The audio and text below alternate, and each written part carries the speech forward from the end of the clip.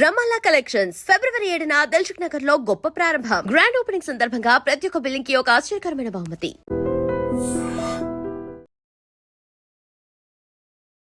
చెర్లపల్లి విజయశాంతి రెడ్డి కేసుకి సంబంధించి మిస్టరీ వీడింది అన్నటువంటి మాట పోలీసులు అయితే తేల్చారు. ఎందుకంటే దగ్గర 8 నుంచి 9 రోజులు అవుతోంది. వీళ్ళు 30వ తారీఖున చనిపోతే ఇప్పటికీ కూడా కేసు ఇన్వెస్టిగేషన్ కి సంబంధించి ఈ రోజు వరకు కూడా పూర్తి స్థాయిలో అన్ని కోణాల్లో దర్యాప్తు చేస్తున్నటువంటి పోలీసులకైతే ప్రాథమికంగా నిర్ధారణ చేసింది ఏంది అంటే ఆమెకు లోన్లీనెస్ అట్లాగే డిప్రెషన్ కారణంగానే పూర్తి స్థాయిలో వాళ్ళ ఇద్దరి పిల్లల్ని కూడా అంటే డిప్రెషన్ కి లోన్ అవ్వడమే కాకుండా డిప్రెషన్ తోని ఆమె చనిపోతే గనక మళ్ళా మీ ఇద్దరు జీవించలేరు అనేటువంటిది కన్విన్స్ చేసి మరి పిల్లల్ని ఒప్పించి మరి అందరూ సూసైడ్ చేసుకున్నట్టుగా నిర్ధారణకైతే వచ్చారు. యాక్చువల్లీ ఈ కేసులో ఎప్పుడైతే చెర్లపల్లి రైల్వే స్టేషన్ లో వీళ్ళు ముగ్గురు ఆత్మహత్య చేసుకున్నారో ఆ టైంలో కూడా అక్కడే ఆమెనే కార్ డ్రైవ్ చేస్తూ దగ్గర 8 గంటల పాటు వాళ్ళ పిల్లలతోని గడిపిన తర్వాత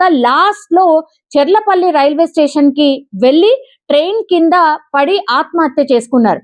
సో అప్పుడు కార్ ఎక్కడైతే నిలిచి ఉందో ఆ కార్ లో ఒక చిన్న స్లిప్ లాంటిది ఉండింది. దానిపైన కూడా ఆమె రాసింది అంటే నా చావుకి ఎవరు కారణం కాదు, నాకు లోన్లీనెస్ వల్లనే నాకెవరూ లేరు అన్న ఫీలింగ్ తోనే నేను చనిపోతున్నట్టుగా అందులో రాసిన ఉన్నటువంటి పరిస్థితి. అంటే ఒక రకంగా చెప్పాలంటే నోట్ రాసి మరి చనిపోయారు. కానీ దీంట్లో ఏదైనా బలమైన కారణం ఉంటుంది అనే కోణంలో విచారణ చేశారు. ఎందుకంటే ఓన్లీ విజయశాంతి రెడ్డి చనిపోయి ఉంటే వేరేలాగుండేది. కానీ inter first year second year చదువుతున్నటువంటి ఇద్దరి పిల్లలతో కలిసి Vijayashanti Reddy that railway station లో పూర్తిగా ట్రైన్ ఎదురుగా నిల్చొని అంత భయంకరమైనటువంటి చావు ఎందుకు కోరుకున్నది అనే కోణంలోనే ఏదైనా బలమైన కారణం ఉండుంటుంది అనే కోణంలోనే అన్ని ఆధారాలతో సహా ఏ క్లూ కూడా వదలకుండా విచారణ చేసినటువంటి పోలీసులు ఆమె లోన్లీనెస్ వల్లనే పూర్తి స్థాయిలో విజయశాంతి రెడ్డి వాళ్ళ ఇద్దరు పిల్లలతో కలిసి ఆత్మహత్య చేసుకున్నట్టుగా ప్రాథమికంగా అయితే నిర్ధారణకు వచ్చారు.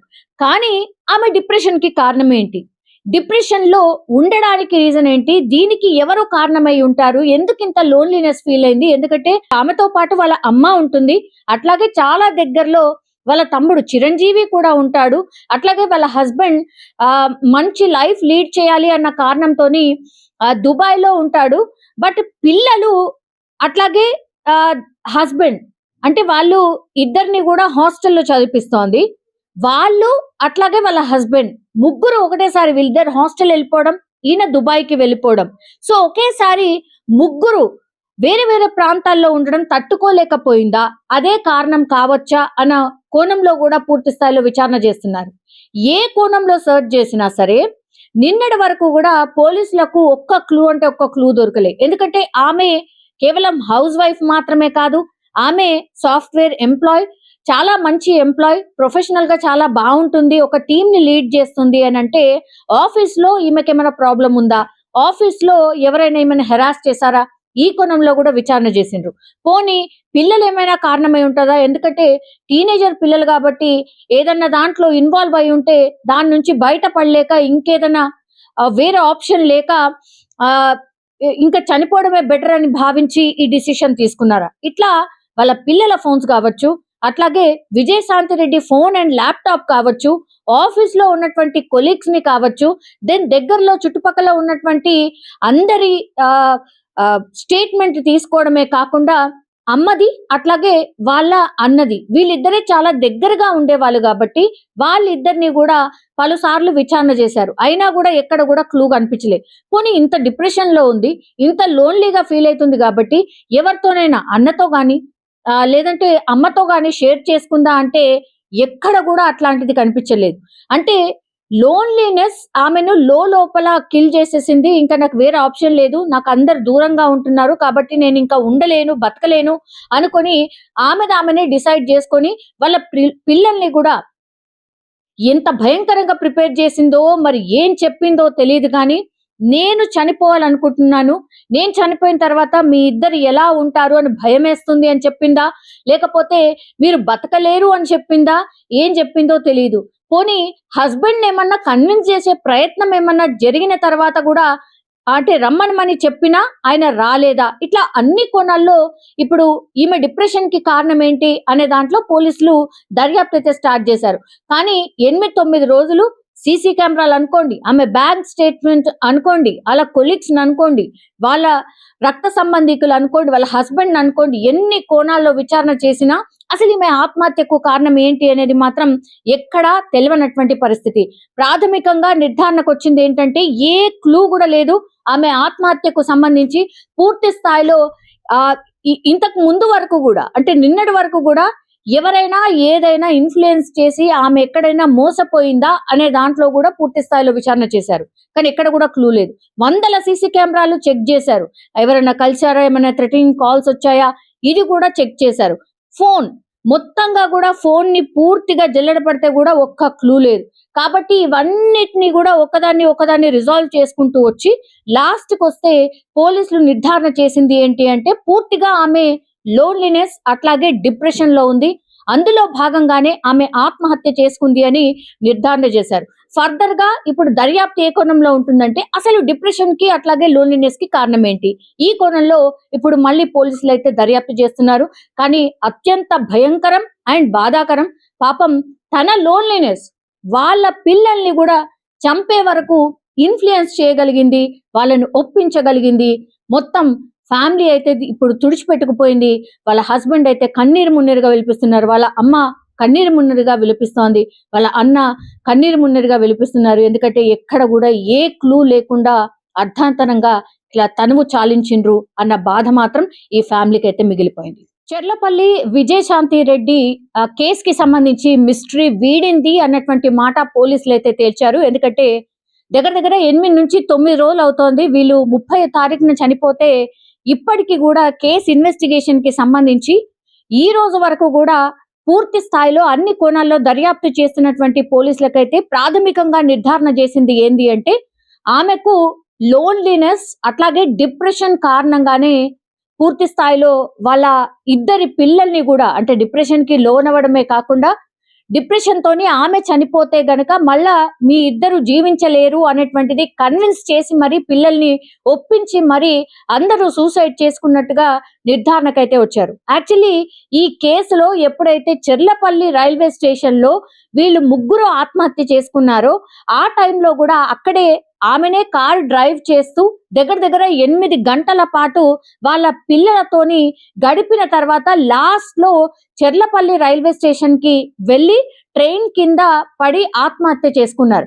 సో అప్పుడు కార్ ఎక్కడైతే నిలిచి ఉందో ఆ కార్ లో ఒక చిన్న స్లిప్ లాంటిది ఉండింది. దానిపైన కూడా ఆమె రాసింది అంటే నా చావుకి ఎవరు కారణం కాదు, నాకు లోన్లీనెస్ వల్లనే నాకెవరూ లేరు అన్న ఫీలింగ్ తోనే నేను చనిపోతున్నట్టుగా అందులో రాసిన ఉన్నటువంటి పరిస్థితి. అంటే ఒక రకంగా చెప్పాలంటే నోట్ రాసి మరి చనిపోయారు. కానీ దీంట్లో ఏదైనా బలమైన కారణం ఉంటుంది అనే కోణంలో విచారణ చేశారు. ఎందుకంటే ఓన్లీ విజయశాంతి రెడ్డి చనిపోయి ఉంటే వేరేలాగుండేది. కానీ inter first year second year చదువుతున్నటువంటి ఇద్దరి పిల్లలతో కలిసి Vijayashanti Reddy that railway station లో పూర్తిగా ట్రైన్ ఎదురుగా నిల్చొని అంత భయంకరమైనటువంటి చావు ఎందుకు కోరుకున్నది అనే కోణంలోనే ఏదైనా బలమైన కారణం ఉండుంటుంది అనే కోణంలోనే అన్ని ఆధారాలతో సహా ఏ క్లూ కూడా వదలకుండా విచారణ చేసినటువంటి పోలీసులు ఆమె లోన్లీనెస్ వల్లనే పూర్తి స్థాయిలో విజయశాంతి రెడ్డి వాళ్ళ ఇద్దరు పిల్లలతో కలిసి ఆత్మహత్య చేసుకున్నట్టుగా ప్రాథమికంగా అయితే నిర్ధారణకు వచ్చారు.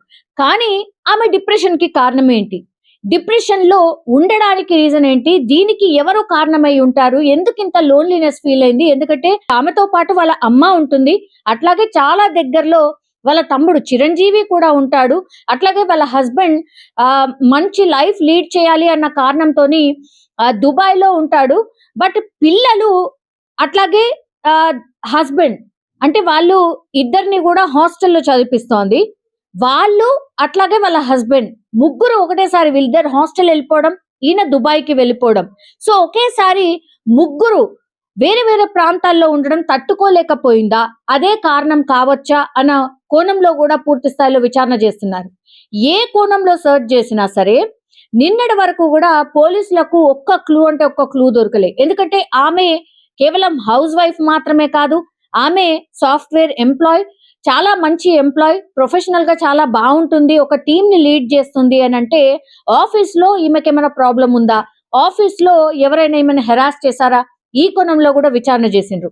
పోనీ పిల్లలు ఏమైనా కారణమై ఉంటుందా, ఎందుకంటే టీనేజర్ పిల్లలు కాబట్టి ఏదన్నా దాంట్లో ఇన్వాల్వ్ అయి ఉంటే దాని నుంచి బయటపడలేక ఇంకేదైనా వేరే ఆప్షన్ లేక ఆ ఇంకా చనిపోవడమే బెటర్ అని భావించి ఈ డిసిషన్ తీసుకున్నారా? ఇట్లా వాళ్ళ పిల్లల ఫోన్స్ కావచ్చు, అట్లాగే Vijayashanti Reddy phone and laptop కావచ్చు, ఆఫీస్ లో ఉన్నటువంటి కొలీగ్స్ ని కావచ్చు, దెన్ దగ్గరలో చుట్టుపక్కల ఉన్నటువంటి అందరి స్టేట్మెంట్ తీసుకోవడమే కాకుండా అమ్మది అట్లాగే వాళ్ళ అన్నది వీళ్ళిద్దరే చాలా దగ్గరగా ఉండేవాళ్ళు కాబట్టి వాళ్ళిద్దరిని కూడా పలుసార్లు విచారణ చేశారు. అయినా కూడా ఎక్కడ కూడా క్లూ కనిపించలేదు. పోనీ ఇంత డిప్రెషన్ లో ఉంది, ఇంత లోన్లీగా ఫీల్ అవుతుంది కాబట్టి ఎవరితోనైనా అన్నతో గాని లేదంటే అమ్మతో గాని షేర్ చేసుకుందా అంటే ఎక్కడ కూడా అట్లాంటిది కనిపించలేదు.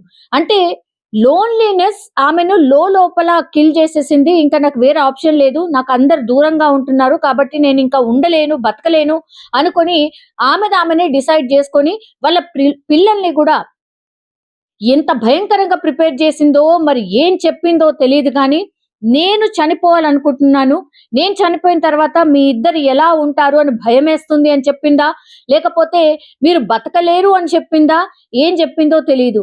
పోనీ హస్బెండ్ ఏమన్నా కన్విన్స్ చేసే ప్రయత్నం ఏమన్నా జరిగిన తర్వాత కూడా అంటే రమ్మనమని చెప్పినా ఆయన రాలేదా? ఇట్లా అన్ని కోణాల్లో ఇప్పుడు ఈమె డిప్రెషన్ కి కారణం ఏంటి అనే దాంట్లో పోలీసులు దర్యాప్తు అయితే స్టార్ట్ చేశారు. కానీ 8-9 రోజులు సీసీ కెమెరాలు అనుకోండి, ఆమె బ్యాంక్ స్టేట్మెంట్ అనుకోండి, వాళ్ళ కొలీగ్స్ అనుకోండి, వాళ్ళ రక్త సంబంధికులు అనుకోండి, వాళ్ళ హస్బెండ్ అనుకోండి, ఎన్ని కోణాల్లో విచారణ చేసినా అసలు ఈమె ఆత్మహత్యకు కారణం ఏంటి అనేది మాత్రం ఎక్కడా తెలియనటువంటి పరిస్థితి. ప్రాథమికంగా నిర్ధారణకు వచ్చింది ఏంటంటే ఏ క్లూ కూడా లేదు ఆమె ఆత్మహత్యకు సంబంధించి. పూర్తి స్థాయిలో ఇంతకు ముందు వరకు కూడా అంటే నిన్నటి వరకు కూడా ఎవరైనా ఏదైనా ఇన్ఫ్లుయెన్స్ చేసి ఆమె ఎక్కడైనా మోసపోయిందా అనే దాంట్లో కూడా పూర్తి స్థాయిలో విచారణ చేశారు. కానీ ఎక్కడ కూడా క్లూ లేదు. 100 సీసీ కెమెరాలు చెక్ చేశారు, ఎవరైనా కలిసారా, ఏమైనా థ్రెటనింగ్ కాల్స్ వచ్చాయా, ఇది కూడా చెక్ చేశారు. ఫోన్ మొత్తంగా కూడా ఫోన్ ని పూర్తిగా జల్లెడ పడితే కూడా ఒక్క క్లూ లేదు. కాబట్టి ఇవన్నిటిని కూడా ఒకదాన్ని రిజాల్వ్ చేసుకుంటూ వచ్చి లాస్ట్ కి వస్తే పోలీసులు నిర్ధారణ చేసింది ఏంటి అంటే పూర్తిగా ఆమె లోన్లీనెస్ అట్లాగే డిప్రెషన్ లో ఉంది, అందులో భాగంగానే ఆమె ఆత్మహత్య చేసుకుంది అని నిర్ధారణ చేశారు. ఫర్దర్ గా ఇప్పుడు దర్యాప్తు ఏ కోణంలో ఉంటుందంటే అసలు డిప్రెషన్ కి అట్లాగే లోన్లీనెస్ కి కారణం ఏంటి, ఈ కోణంలో ఇప్పుడు మళ్ళీ పోలీసులు అయితే దర్యాప్తు చేస్తున్నారు. కానీ అత్యంత భయంకరం అండ్ బాధాకరం, పాపం తన లోన్లీనెస్ వాళ్ళ పిల్లల్ని కూడా చంపే వరకు ఇన్ఫ్లుయెన్స్ చేయగలిగింది, వాళ్ళని ఒప్పించగలిగింది. మొత్తం ఫ్యామిలీ అయితే ఇప్పుడు తుడిచిపెట్టుకుపోయింది. వాళ్ళ హస్బెండ్ అయితే కన్నీరు మున్నీరుగా విలిపిస్తున్నారు, వాళ్ళ అమ్మ కన్నీరు మున్నీరుగా విలిపిస్తోంది, వాళ్ళ అన్న కన్నీరు మున్నీరుగా విలిపిస్తున్నారు. ఎందుకంటే ఎక్కడ కూడా ఏ క్లూ లేకుండా అర్ధాంతరంగా ఇట్లా తనువు చాలించిండ్రు అన్న బాధ మాత్రం ఈ ఫ్యామిలీకి అయితే మిగిలిపోయింది. మీడియా మిత్రులకు నమస్కారం. వన్ వీక్ కింద మా సిస్టర్, మా అల్లుడు, కోడలు రైలు పట్టాల కింద చనిపోవడం జరిగింది. ఆ విషయమే మేము ఇంటిలో పాది చావాల బతకాలన్నట్టు మేము ఉంటుంటే మా బాధలు మేము పడుతుంటే కొన్ని యూట్యూబ్ ఛానళ్ళు ఆర్టీవీ, తొలి వెలుగు మరియు మనం టీవీ మరియు కొన్ని ఇతర యూట్యూబ్ ఛానళ్ళు నన్ను టార్గెట్ చేసి నా గురించే వాళ్ళు రాస్తూ ఉన్నారు. నిన్న ఇదే విషయమై మిత్రులు కొద్దిమంది ఆర్టీవీ నిర్మల నీ కాంటాక్ట్ కాగా ఆమె అనేది ఏంటంటే నాకు ఇంటర్వ్యూ ఇస్తే నేను వదిలేస్తా, లేకుంటే నేను వదిలేయను. మా ఛానల్ ఓనర్ రవిప్రకాష్ తెలుసు కదా ఆయన ఎట్లాంటోడో అని ఆమె వార్నింగ్ ఇస్తుందన్న. అయితే ఇప్పుడు తప్పు అనేది చట్టం తన పని చేసుకుంటూ పోతూనే ఉన్నది. మేము గౌరవనీయులైన డిఎస్పీ గారు జావేద్ గారికి కానీ, సిఐ సాయిశ్వర్కి కానీ, మరియు ఎస్ఐ గారికి కానీ, మహాదేవ్ గారికి కానీ మేము కాంటాక్ట్లో ఉన్నామండి. సార్ వాళ్ళు కూడా మా కాంటాక్ట్లో ఉన్నాడు. త్వరితగతిన నిజాలు నిర్ధారణ చేయాలని సార్ వాళ్ళు రిక్వెస్ట్ చేసిన కూడా సార్ వాళ్ళు చురుగ్గా పనిచేస్తున్నారు. కానీ ఈ మధ్యలో కొన్ని యూట్యూబ్ ఛానల్ నన్ను బెదిరింపులకు గురి చేస్తున్నాయి. బాధితుని ఏ విషయం అడగాలి, నిందితుని ఏ విషయాన్ని అడగాలి కూడా తెలియదు. బాధితుని కాబట్టి నువ్వు వచ్చి నా విషయాలు ఏం తెలుసుకొని రాయి. ఏం తెలియకుండా నా ఎమ్మటే పడుతుంది ఆమె. RTV తొలి వెలుగు అనేది, మనం టీవీ అనేది నా మీద, మా మదర్ మీద థంబ్నెయిల్స్ పెట్టుకుంటూ ఆల్రెడీ పోలీసులు అరెస్ట్ చేశారని, మా మదర్ని అరెస్ట్ చేశారని, ఇంకేదో ఉందని ఇప్పుడు ఆర్టీవీలో మనం మాట్లాడుతున్నప్పుడు కూడా ఆల్రెడీ పిల్లలకు తెలిసిన రహస్యమని ఈ విధంగా మాట్లాడుతున్నారండి. మీడియా వ్యవస్థ అంటే నాకు అపారమైన గౌరవం ఉంది, కానీ ఈ విధంగా కాదండి. లేని వారికి సాయం చేయండి, ఇంకేమైనా ఉన్నా చేయండి. మీరు ఆ పేర్లు పెట్టుకొని బ్లాక్మెయిలింగ్ చేయడము, ఇంకోటి చేయడం మానుకోండి. ఇవన్నీ ఈ వీడియో తర్వాత అయినా మమ్మల్ని వదిలేసి అసలు ఏం జరిగిందో నిజ నిర్ధారణ చేయండి. అంతేగాని మా వెనకాల పడి, మా ఫ్యామిలీ వెనకాల పడి మమ్మల్ని కూడా రైలు పట్ల కింద పడి పడేటట్టు చేయకండి. దయచేసి విజ్ఞప్తి చేస్తున్నాను, మళ్ళీ చేస్తున్నాను. అయితే విషయం ఏమనగా సిఐ గారికి ఈ విషయాల మీద నేను కంప్లైంట్ చేయడానికి వచ్చాను, గోవిందరెడ్డి సార్కి. సార్ ఏమన్నారంటే ఇక్కడ మనం ఇది డిఫమేషన్ కేసు వేసుకోవాలి, మీరు ఇక్కడ కంప్లైంట్ తీసుకోవడానికి ఉండదు అని అన్నారు. సార్ చెప్పిన ప్రకారం అడ్వకేట్ దగ్గరికి వెళ్తున్నానండి. అడ్వకేట్ దగ్గరికి వెళ్ళి క్లుప్తంగా ఛానల్ యాజమాన్యం మీద, యాంకర్ల మీద డిఫమేషన్ కేసు ఇస్తాను. ఎన్ని సంవత్సరాలైనా కొట్టడానికి సిద్ధంగా ఉన్నాను. మీకు నేను భయపడే వ్యక్తిని కాదు.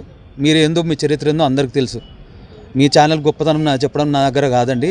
మీరు గొప్ప ఛానల్ అయితే 10 మందికి సేవ చేయండి. అంతేగాని థంబ్నెయిల్స్ పెట్టి తల్లికి తెలిసిన రహస్యమని, అన్నయ్య చంపిండని, ఇంకోటి అని పెట్టుకుంటూ ఇదా మీ బతుకు? ఇట్లా నా బతికేది? ఎక్కడైనా మానుకోండి. మీ యజమానికి చెప్తున్నాను. మిగతా ఛానల్ అందరూ బాగా కవర్ చేస్తున్నారు. మీడియా ఛానల్ అనేది కవర్ చేస్తేనే విషయం 10 మందికి తెలుస్తుంది. పోలీసు వారు వేగవంతం చేస్తారు, కాదనట్లేదు. కానీ బాధితులు ఏందో, నిందితులు తెలుసుకొని మీరు గ్రౌండ్ రిపోర్ట్ తెలుసుకొని చేయండి. ఆ పిల్లల్ని నేను పెంచానండి. 3 years 4 years పిల్లల్ని నేను తీసుకొని పెంచాను. పెళ్లి చేసామనే ఇదే, కానీ మా అల్లుడు కోడల్ని మొత్తం నేనే పెంచిన, నా చేతుల మీదకి పెంచిన. మా మదర్ నేను పెంచాం, మా మదర్ నేను పెంచాం. మా అల్లుడు వెళ్ళి మా ఇంట్లోకి వెళ్ళి ఒక 1 year మాత్రమే అవుతుంది. మా కోడలు వెళ్ళి 2 years మాత్రమే అవుతుంది. నా సంటి పిల్లల్లాగా నేను పెంచుకున్నానండి. మీ విషయం ఏమీ తెలియదు. ఏదో గగ్గోలు పెట్టినట్టు మాట్లాడుతుంది ఆ యాంకర్ ఆమె. దయచేసి ఇది గమనించండి.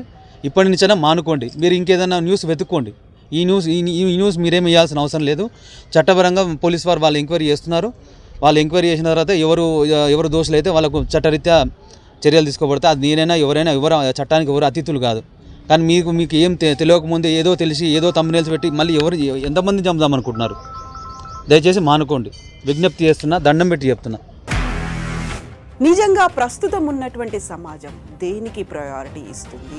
ఆర్థిక సంబంధాల చుట్టూ మాత్రమే తిరుగుతుంది. మళ్ళీ ఎన్నికలంగానే చాలా విరక్తి కలుగుతాను. మంచి అనిపిస్తుంది కదా, లేడీస్ కూడా ఛాలెంజింగ్ జాబ్స్ చేసినప్పుడు చాలా బాగుంటది. ట్రాఫిక్ అసిస్టెంట్స్ గా నియమించిన ట్రాన్స్జెండర్స్ అందరితో సాల్యూట్ చేయించుకుంటున్నారు. ఫుడ్ డెలివరీ ఇవ్వటానికి వెళ్ళినటువంటి డెలివరీ బాయ్ అనిల్ పై కళ్ళ ముందు